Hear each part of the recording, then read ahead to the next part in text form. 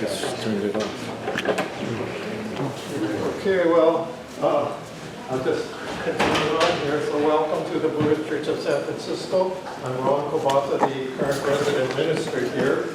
And for this tour, for this part of the program, just like I did with the previous session, I'm just going to introduce the presenter. So it'll be Reverend Elaine, Donlin, one of the assistants here. And so she'll give you the history and Well, I thought you were going to do it. No, I'm tired. He just gave a presentation on, briefly tell them where, because our tradition was founded by Japanese American immigrants, and during World War II, all of our congregation went to the concentration camps. And so, as we see things happening at the border,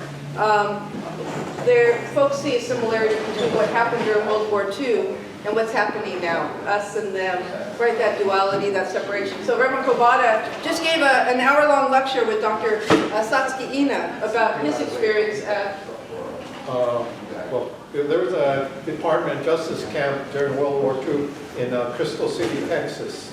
And so in March, or the end of March this year, a group of people just went there to express our concern and stage a little protest that there's another one of those incarceration centers in Dilley, Texas. And then we also went down to the Laredo border. And anyway, it was just a group of just people that through the social media got in touch with each other and then decided to stage this protest, and there have been subsequent protests from that event. And so that's what was being presented here this afternoon. And it was led by Dr. Satsuki Ina. She's a psychotherapist who grew up at this temple, and she's one of the primary leaders of this movement that we're calling Sudo for solidarity. And Sudo is a Japanese word for praying, and you're probably familiar with the art of folding paper cranes. And so that's where symbolically this movement has developed this way of expressing our current concerns about this situation happening to asylum seekers and people, families being separated and so forth. So anyway, that was the session prior to this. So anyway, so hence his outfit. The previous session, he had his robes on. Yeah. Reverend Kobata is our resident minister here at BCSF. And I was just part of the delegation that went to Texas in March, so that's why I was kind of invited to participate in this other presentation. But anyway, I'm going to just turn it over to Reverend Elaine Donlin because she's more experienced.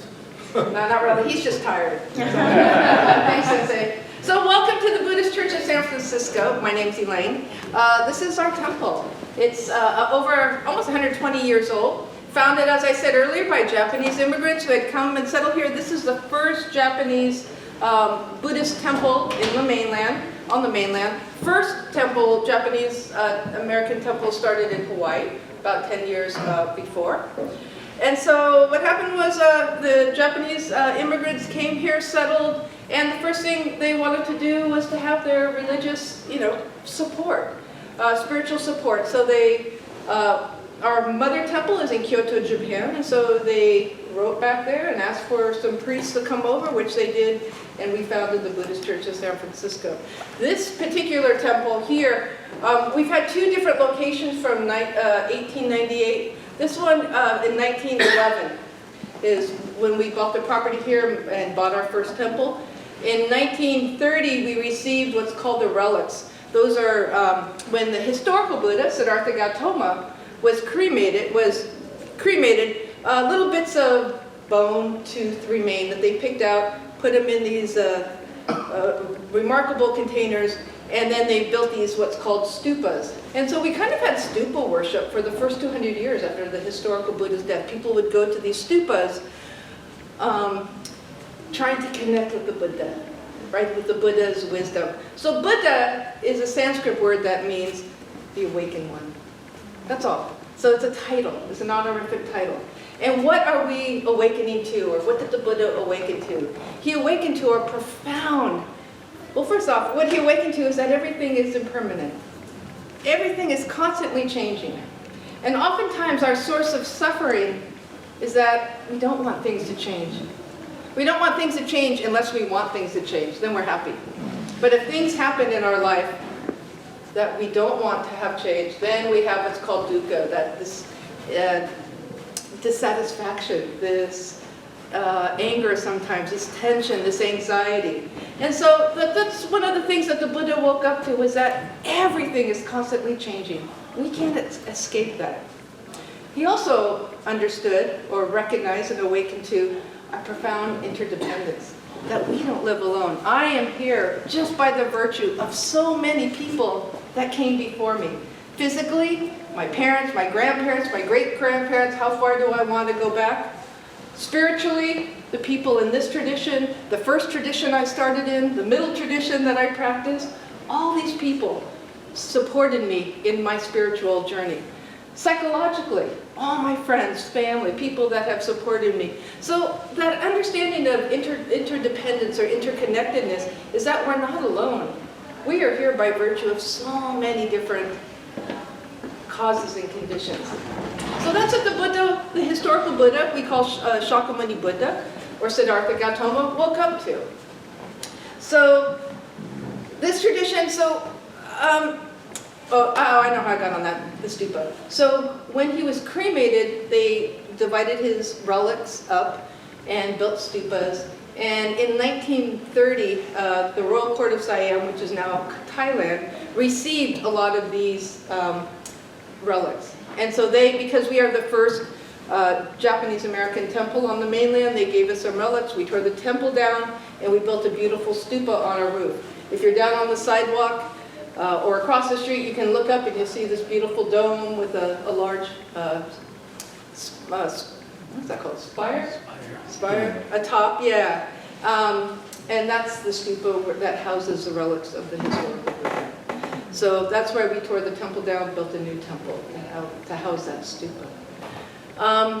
As I mentioned earlier, majority of our congregants went to the camps during World War II. And when they came back from the camps, they lived in, this temple was a hostel for 2 years. They had nowhere to go. They lost their homes, they lost their businesses. And so this temple served as a hostel, as did the majority of our temples throughout the United States. So it was a very thriving community. A lot of folks came back here.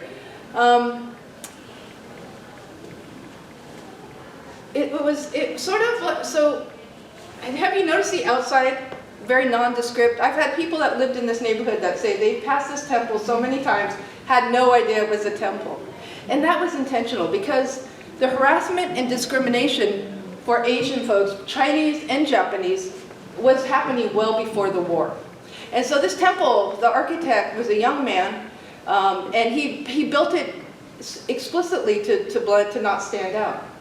And then you come in and it's just absolutely gorgeous. But that was intentional because of the discrimination that, like I said, was happening well before the war.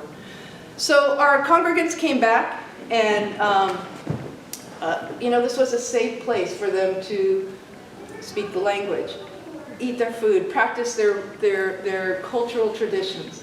And I think we kind of became insulated as a temple. But something really unique that happened with our temple and some of our other temples in the United States is that they just opened their doors and welcomed non-Japanese American people. I'm clearly non-Japanese American, I'm Mexican and Hungarian.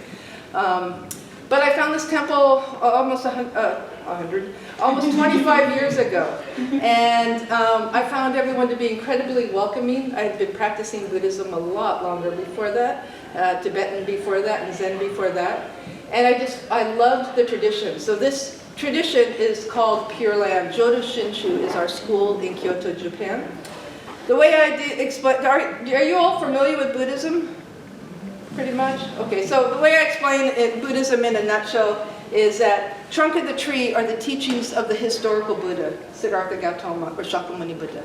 And these teachings are the fundamental, primal teachings of interdependence and interconnectedness, impermanence.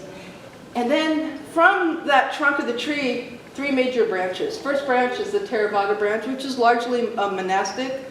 At the time that they considered the path of the elders, the path that during the Buddha's lifetime they say was practiced.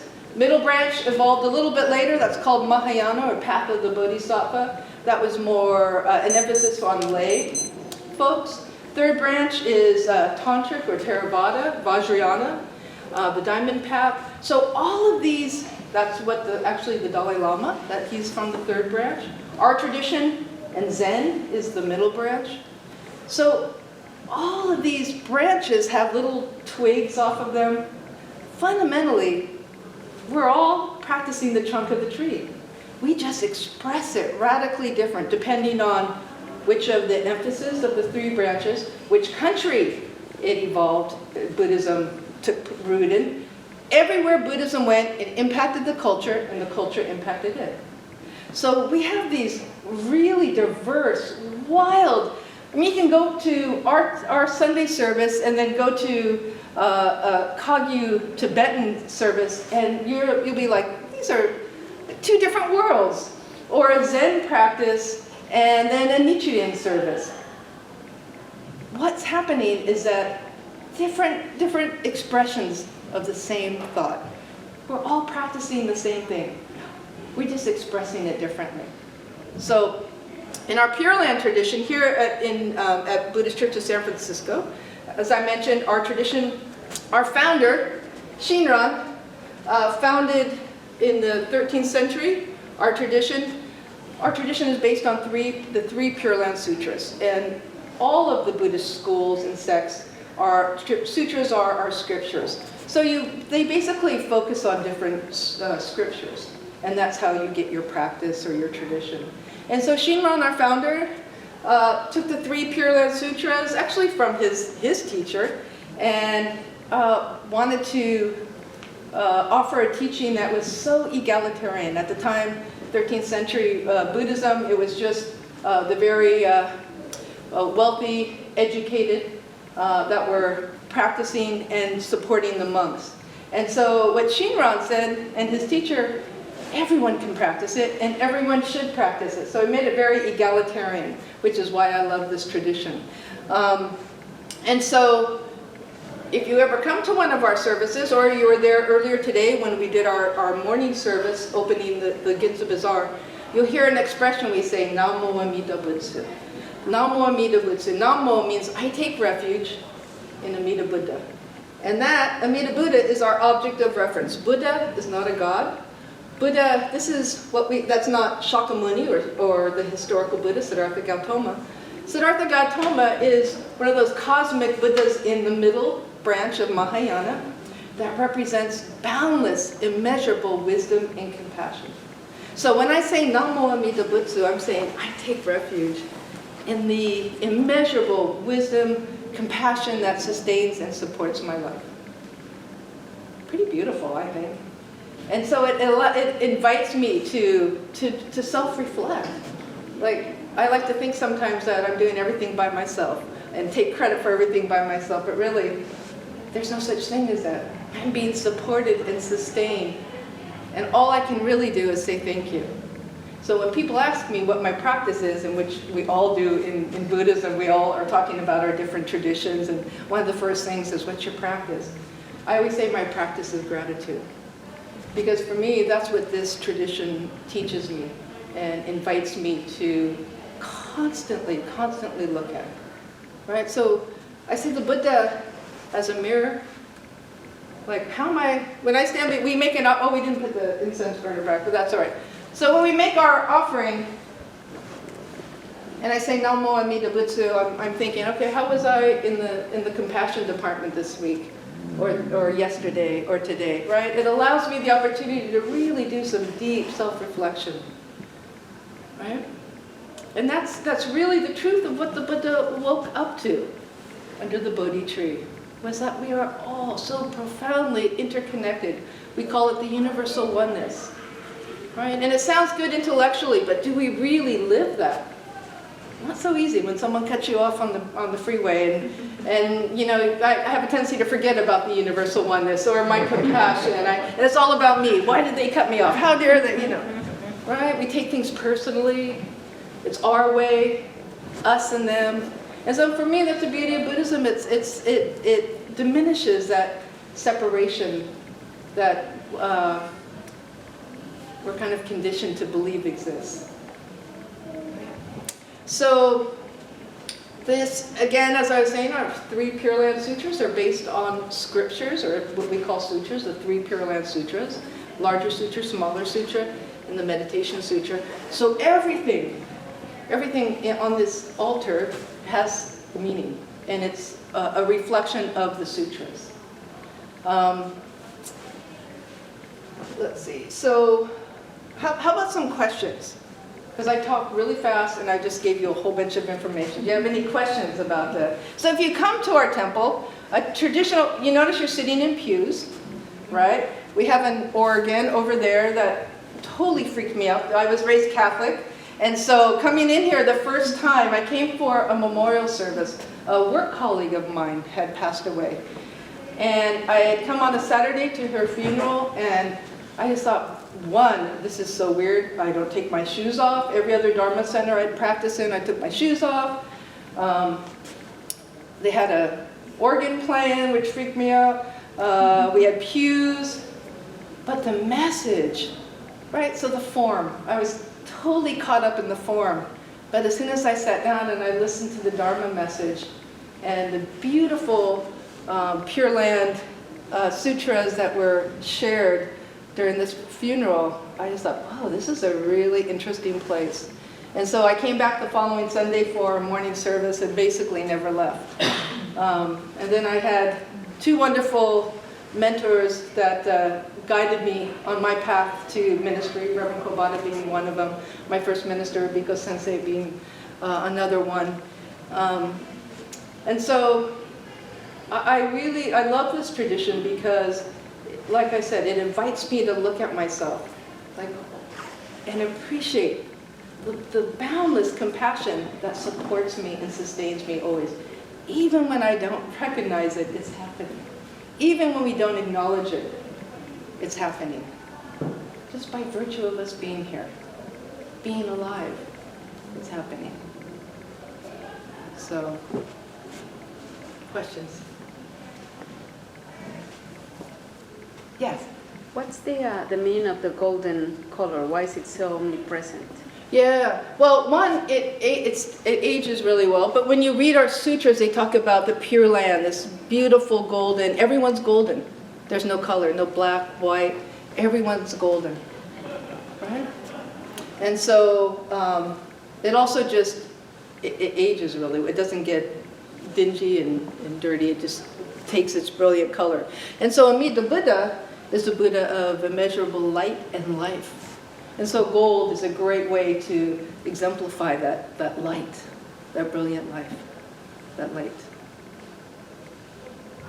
Other questions? Oh, you guys are quite rude. Yes?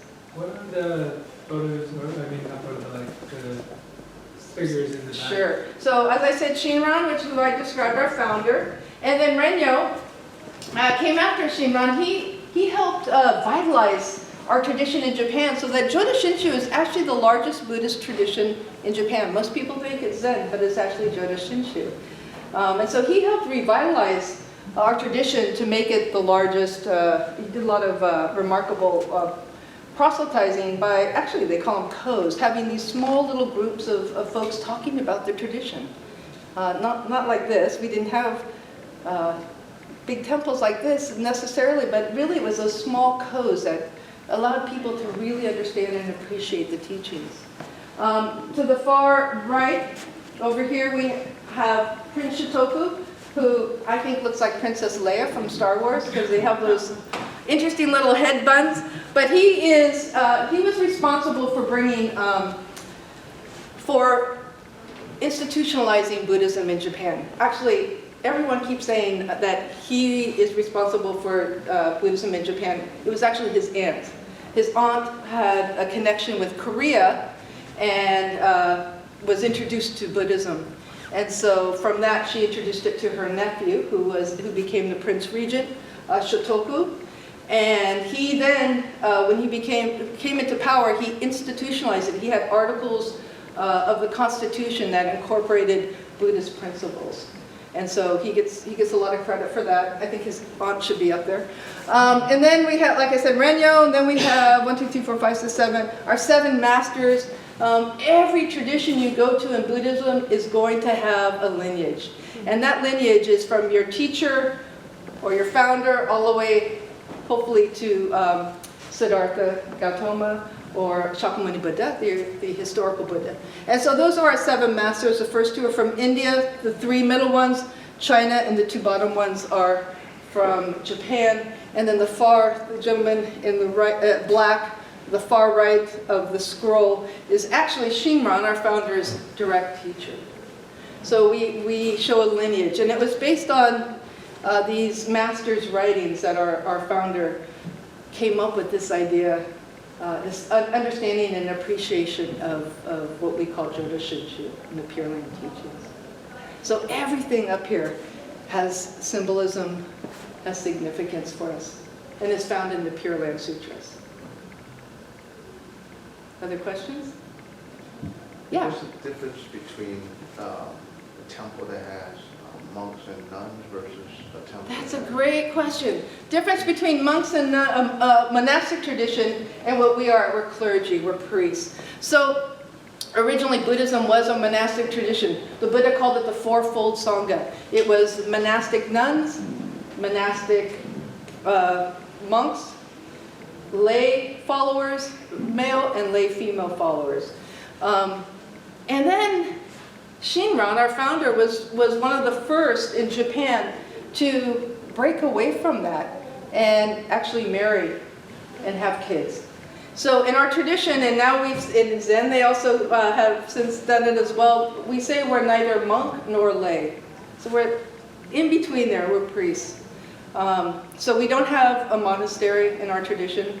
When you become a priest, you go through years of education, and then we go back to our mother temple in the Nishi Honganji in Kyoto, and we go to a seminary and have to study there, pass tests, and then we're ordained. But we don't have monks or monastics in our tradition.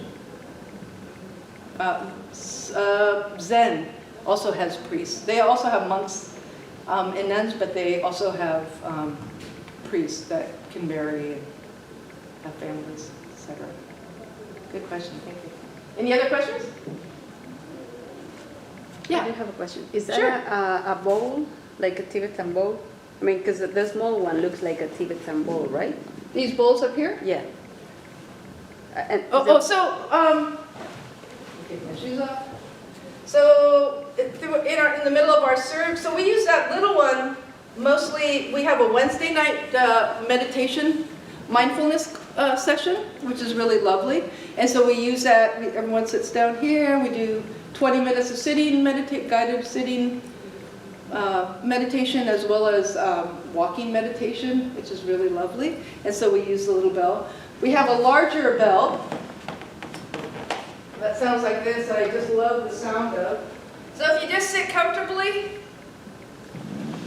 take a deep breath, exhale, and just breathe to the sound of the bell.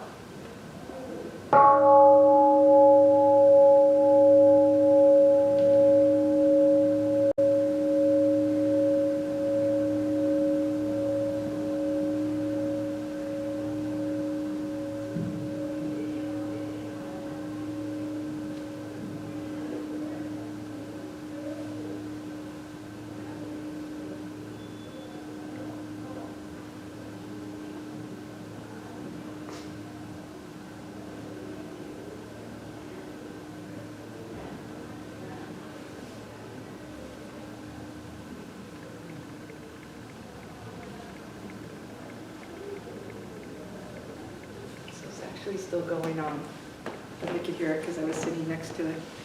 So the whole point of Buddhism, Pure Land, Amida Buddha, it's not something out there.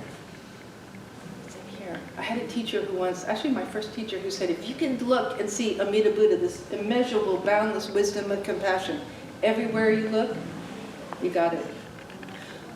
But if you can scratch the skin and look inside and see Amida Buddha, and you really have it. Okay. we are fundamentally. We don't have original sin. I was raised Catholic. We don't have original sin in Buddhism. The Buddha said everyone is endowed with Buddha nature, this potential to wake up, just like he did. Everyone has that seed of potentiality. But whether we choose to water it, nurture it, or not is up to us. We have free will. So we use the bells in our different services. So our Sunday services, you come in, we have a chairperson, we take refuge. Every Buddhist tradition takes refuge, which is I take refuge in the Buddha, Dharma, Sangha. How we do that is different, depending on what tradition you follow. But we take refuge. We chant the sutras. We chant 3 Pure Land sutras in a Sino-Japanese. So basically it doesn't make sense. But I really love that because it's such a great form of verbal meditation to try to chant the sutras. Like as soon as I am chanting and I start thinking about what I'm having for lunch, boom, I miss my spot. Or I think about something that bothered me yesterday, I'm not letting go of, boom, I'm off my track. So it's a really beautiful way for me to practice meditation is sutra chanting. And then we have a Dharma message. And then we sing a song, a Buddhist gatha. And then we have announcements, and that's pretty much, and then we go into the social hall next door and we have tea and sweets. And that's pretty much what a typical Sunday service is like. Like I said, our Wednesday night services start at 6:30. That's a Wednesday mindfulness, and we have a really wonderful teacher, Leo Joslin Sensei. He's trained through the Zen Center, and we follow our breath, and we just really, so we don't think anything about going to a gym and working our body out, but we never stop to think, how are we working our mind? Right? We all think we're in control of our mind. But as soon as something happens, boom, we react. Boom, we react. And so to me, what meditation, contemplation, mindfulness helps me do is just calm down a little bit and really see what's going on. Instead of reacting, which is how most of us are raised, which is the way our media shows us to deal with things. Our schooling, everything, is to react instead of respond. And so meditation, I think, really allows me to respond in a wise, or maybe wiser way. So and so we do 20 minutes of walking, 20 minutes of sitting, then we go into the social hall for Dharma chit chat, which is always fun. And then I do a service the last Saturday of every month called the Metta. Metta is Sanskrit for loving kindness. It's called the Loving Kindness Gathering. And I start out with a Dharma teaching, maybe a 15-minute, 20-minute Dharma teaching, 2 guided meditations, including the Metta, loving kindness meditation. And then we do a little oral recitation in English. And so those are our 3 main services we do. Also, twice a month on Sunday, we do a Japanese language service at 1 o'clock. So if you are fluent in Japanese, you're welcome to come to that one too, or not. But I think we have a lot going on in the temple. We have our services, we have our cultural events. We have a really, really wonderful community here. Boy Scouts, Girl Scouts, choir. What else, Sensei? It seems like we have our LGBTQ group, our Dharma school. I did say Girl Scout, Boy Scouts.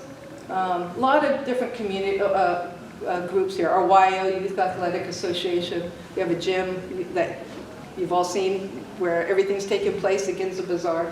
So again, going back to the fundamental teachings of impermanence, everything is always changing, and yet we are profoundly interconnected.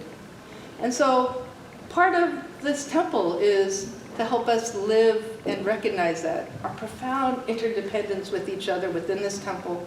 And then, as Reverend Kobata demonstrated, by the work he's doing outside of the temple, is our larger community, in which we are still profoundly interdependent and interconnected to. More questions? So thank you so much for coming. Sensei, did you want to say anything? No, I just invite you to pick up some of the literature we have in the rack outside. So one of them is describing the altar and another one is describing what takes place on a typical Sunday gathering that Elaine Sensei, Reverend Elaine was mentioning. Okay? But I do have another plug. There's food available still in the gym. And I don't know if they're going to discount it or not, but anyway, you're welcome to take home any additional food that you might have enjoyed this afternoon, or pick up something that you didn't get a chance to try. So I invite you to stop by again. And on behalf of the Buddhist Church of San Francisco, of course, I thank Reverend Elaine for giving this presentation, and thank you for being here to listen and receive and make a connection to our spiritual community that we would like to feel goes beyond these walls. And that's the whole idea of Buddhism, that our life is immeasurable. You know, if you really think about it, where can you put a limit? So these notion of building walls, that's kind of counterintuitive to how we experience life. But anyway, we see life differently, obviously, so that's something we can all question and reflect upon. So again, thank you for being here, and we'll, if you're available tomorrow afternoon, we have our customary dance festival. So tomorrow afternoon from 1 to 3, the street will be closed off again, and we have this kind of a tradition of folk dancing that will be taking place. And you don't have to know how, other than be how. Be here and just get into the rhythm and just follow along. Okay, so it's not a show, it's an expression of our joy of living together and dancing this dance of life together. So thank you for that. Thank you. Welcome. Thank you. Thank you. And also, you're welcome to take photos. This is a beautiful altar, so please take photos. On the back wall, those are the seven major events of the historical Buddha's life, of Shakyamuni, Siddhartha Gautama's life, his birth, when he decides his mother being pregnant, his birth, when he decides to leave his plush, lush life and take the path of the renunciant. Then he sits under the Bodhi tree, encounters the 3 poisons of attachment, aversion, delusion, awakens under the Bodhi tree, gives his first teaching in Sarnath, India, teaching of the Four Noble Truths, where these actual paintings are. It's remarkable to walk in. It's in a temple, and there are murals from the floor up to the ceiling. They're really remarkable. And then the last of his death, because he was human, right? Just like us. Impermanence. But yet in his very long life, connections he made. Just like us, the connections we make in our life. That's what brings joy. That is what gives us meaning. So thank you so much for your time today. And if you have any questions, just come on up and ask me. Thank you. Thank you.